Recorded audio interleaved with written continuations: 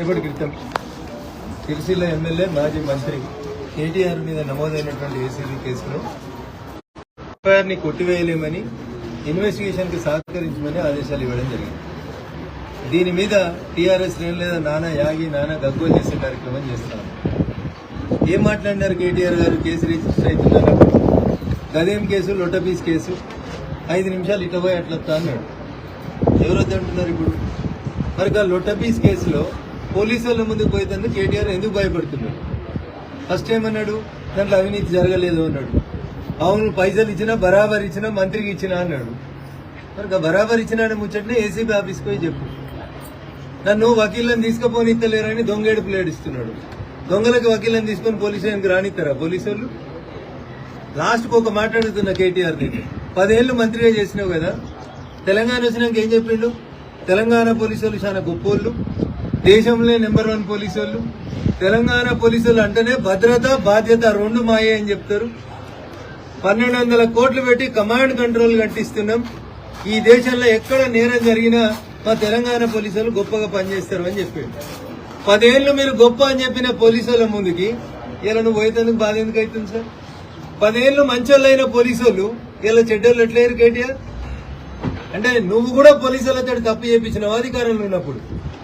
దుబ్బాకలో నేను ఎమ్మెల్యేగా ఉన్నప్పుడు మల్లన్న సాగర్ లో ఒక రైతు చచ్చిపోయిన సూచొత్తా అని పోతే నన్ను రోడ్డు మీద ఆపి పట్టుకపోయి ఎమ్మెల్యేని కూడా చూడకుండా కాల్చేతులు పెట్టి గుంజుకపోయి పోలీస్ స్టేషన్ లో వారేసి. ఆ రోజు పోలీసులు మంచోళ్ళు ఎట్లయిరి? ఇవాళ నిన్ను ఠానాకు రమ్మంటే నాకు వెనకాల 10 మంది వకీలు కావాలని అడుగుతున్నాడు ఆయన. ఏం తప్పు చేయకపోతే నువ్వు కడిగిన ముత్యమే అయితివి. కేసు లొట్టపీస్ కేసే అయ్యే. మరి ఎందుకు భయపడుతున్నావు కేటీఆర్?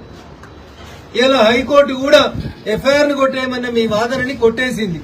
అంటే దాని అర్థమైంది, మీరు ఇన్వెస్టిగేషన్ కి సహకరించుండ్రి, లేదా హైకోర్టు తీర్పు నచ్చకపోతే సుప్రీంకోర్టు పోండి. ఇదే కేటీఆర్ గారు వారం రోజుల కింద ఇంకో మాట అన్నాడు. జైలుకు పోతే ఏమవుతుంది?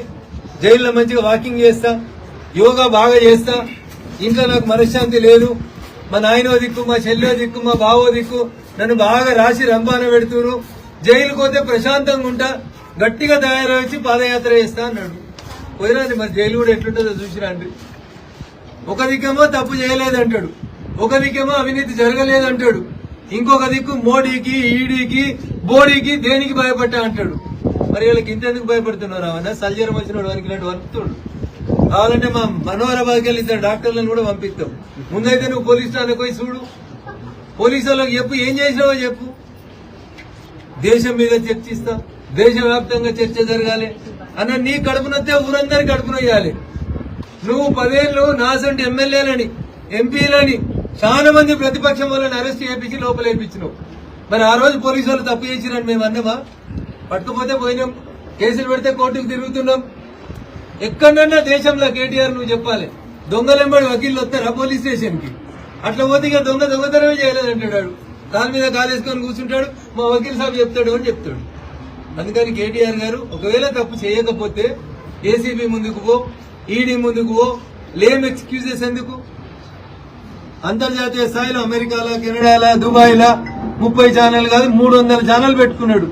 నెలకు 3 కోట్లు 30 కోట్లు ఖర్చు పెట్టి ఇక కేటీఆర్కి ఏదో అన్యాయం జరిగింది. ఏం అన్యాయం జరిగిందన్న? ఏమైనా అన్యాయం జరిగితే పోలీసు వాళ్ళకి చెప్పు, కేసు పెడతారు, నిజ నిర్ధారణ జరుగుతుంది, విచారణను ఎదుర్కోవాల్సిందే. చట్టం ముందు అందరూ సమానమే కాబట్టి కేటీఆర్ గారు మీరు ముందు పోయి పోలీసు వాళ్ళకి సహకరించండి, చట్టానికి సహకరించండి అనేది ఈ సందర్భంగా ఒక పార్లమెంట్ సభ్యుడిగా నేను ఆయనకు చెప్పేటువంటి సలహా. అంతేగాని ప్రతిపక్షం వాళ్ళని అరెస్ట్ చేస్తున్నారని ఇవాళ నువ్వు అరుస్తే, 10 ఏళ్లు నువ్వు అధికారంలో ఉండి చెయ్యని తప్పుకు మా అందరినీ జైళ్లలో పెట్టి ఇలా నువ్వు ఇట్లా అరుస్తే దొంగ దొంగ దొంగ అని అరిచినట్టుంటుంది తప్ప ఇంకొకటి కాదు. కాబట్టి పోలీసు వాళ్ళకి ముందు పోయి చెప్పు, నేను మిమ్మల్ని అనుమానపడుతున్నా, నాది తప్పైంది ఏం చెప్పు. గేట్ కాడికి వచ్చాడు టీవీ ఛానల్ వాళ్ళని పిలిచి 40 నిమిషాలు డ్రామా చేయొచ్చింది. ఇదే డ్రామా లోపలికి పోయి చెప్పొచ్చు కదా, నేనేం తప్పు చేయలేదు, నేను శ్రీరామచంద్రుడిని అని చెప్పొచ్చు కదా. కాబట్టి టీఆర్ఎస్ పార్టీ పెద్దలారా, ఎవరెవరు తప్పు చేసిరో మీకు తెలుసు. కేసులు రిజిస్టర్ అయితే చట్టానికి సహకరించండి. నా మీద చాలా కేసులు పెట్టింది టీఆర్ఎస్, మేము సహకరించలేదా? పోలీస్ స్టేషన్లకు పోలేదా? మా దగ్గర ఇక్కడ చేగుంట దగ్గర ఒక కంపెనీ దగ్గర యాక్సిడెంట్ అయి 3 చచ్చిపోయినారు. కంపెనీ యాజమాన్యంతో చర్చలకు పోతామంటే మమ్మల్ని తూప్రాన్ని ఆపి అరెస్ట్ చేసిరు. తూప్రాన్ పోలీస్ స్టేషన్ లో పొద్దుగాల అరెస్ట్ చేస్తే పోకిద్ది పొద్దుగా కూర్చోబెట్టిరు. మేమేమో ఎగిరినామా అట్లా?